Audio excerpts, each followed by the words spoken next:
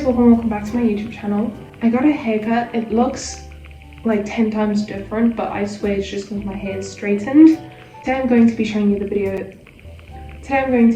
books I read in February and also the books I read in January, because I only read 2 books in February, so I need more books to review. So the first book I read was They Both Die at the End.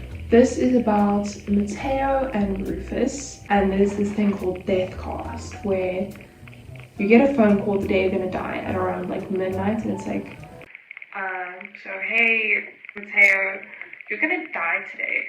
Can't prevent this, like there's no way of preventing this.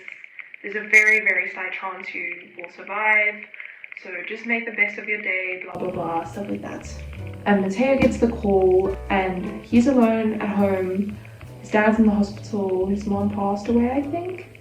And there's this app, Last Friend, where you can find your last friend, which sounds really depressing, but in case you have no one to spend your last day with and you want to spend it with someone. And Rufus, I can't remember the reason he can spend his last day with the people he loved, but him and Mateo ended up finding each other on the app, and then they met up, and then they spent their last day together. And then they started kind of falling in love. It's such a sweet story. I love it so much. The only problem I have with this book is I feel like it was really underwhelming.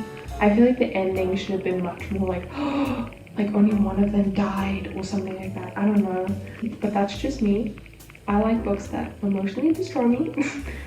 But I would recommend this. This is a fairly easy read. Next is Reminders of Him. If you don't know, Connie Huber is like my favorite author.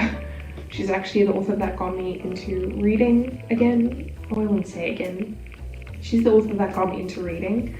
This book is about Kenna. She just got out of prison for her boyfriend. And she gave birth in prison to her child. And she's trying to find her child now that she's out of prison.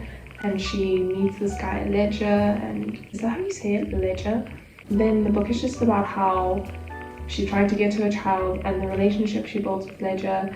I must say, I feel like the experiences the characters had, they could have talked about it more. Like, I mean, Kenna was in prison. She only really spoke about it once. She obviously mentioned it through the book. She obviously mentioned it throughout the book, but she didn't like go into depth about her experience. But otherwise I think it was a really good book. I loved the quotes in this book, as you can see. I guess there are people that annotate much more than this. This isn't actually that much.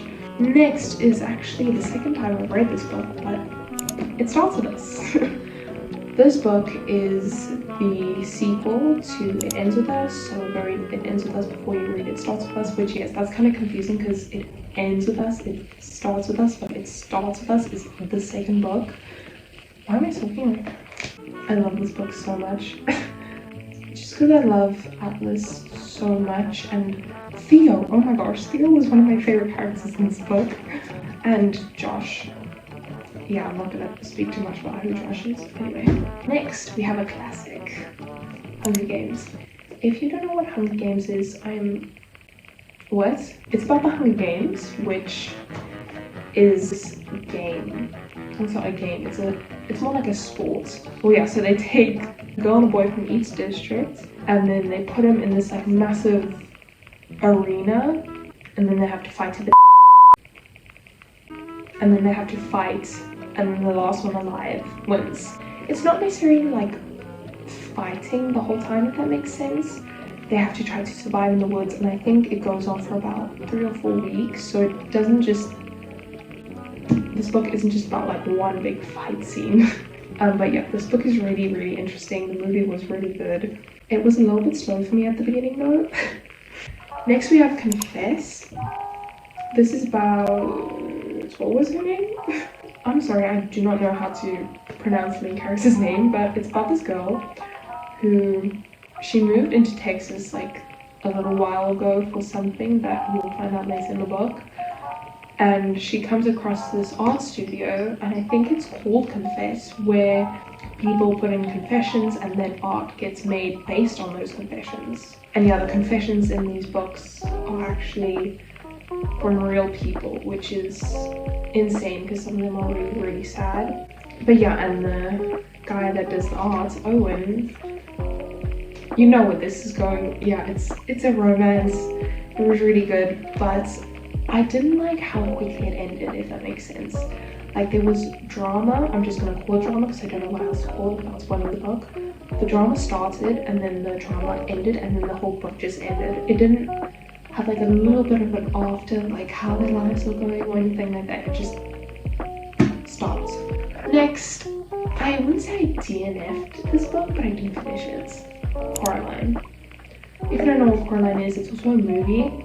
I actually did not know it was a book until recently. It's a movie about this girl and she is very unhappy with her life because her parents aren't giving her a lot of attention. She recently moved away from all her friends and the world is also just kind of meh.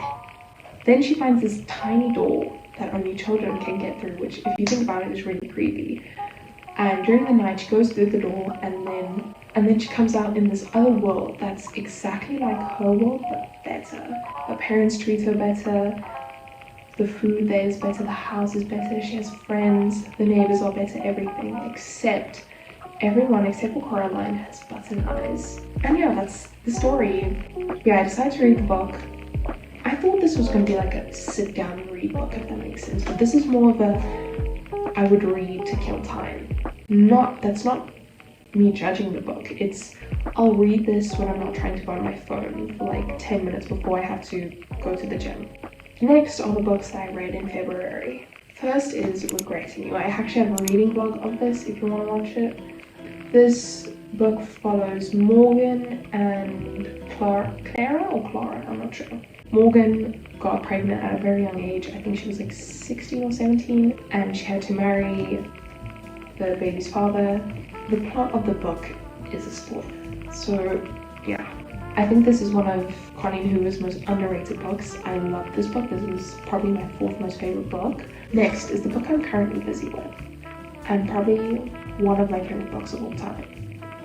7 Husbands of Evelyn Hugo. It's about Morgan that goes to interview Evelyn Hugo and Evelyn Hugo ended up wanting her to write a biography about her life. And then you're kind of reading the biography and just about Evelyn and the truth behind her and her 7 husbands, because she actually had 7 husbands. I thought it was going to be Harry Potter. I think it's amazing and I think it's a really good book, but it's just not my cup of tea. But this is one of my favorite books now. It's just such a good book and it's written so well. And yeah, those are all the books I read in February/January. And before you go and read any of these books, please check the trigger warnings because some of these books have very heavy topics in them. But I hope you guys enjoyed this video. If you did, please like and subscribe and go watch a Regretting You reading vlog